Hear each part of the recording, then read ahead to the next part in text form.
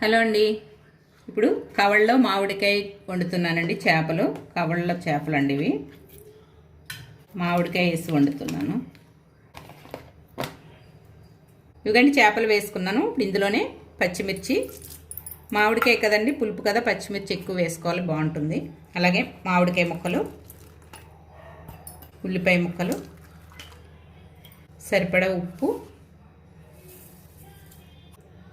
పసుపు, సరిపడే కారం, 2 టేబుల్ స్పూన్ల ఆయిల్.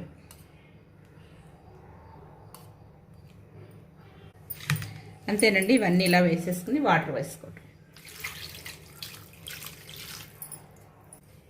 చాలా సింపుల్గా అయిపోతుందండి. అన్నీ ఇలా కలిపి పెట్టేసుకోవచ్చు మామిడికాయ చేపల కర్రీ. అంతేనండి. ఇది స్టవ్ మీద పెట్టేసుకుంటున్నాను. కొద్దిగా ధనియాల పొడి వేస్తున్నానండి, కొంచెం జీలకర్ర పొడి.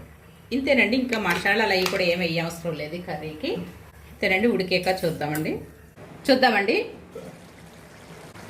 రెడీ అయిపోయిందండి చేపల మామిడికాయ కర్రీ.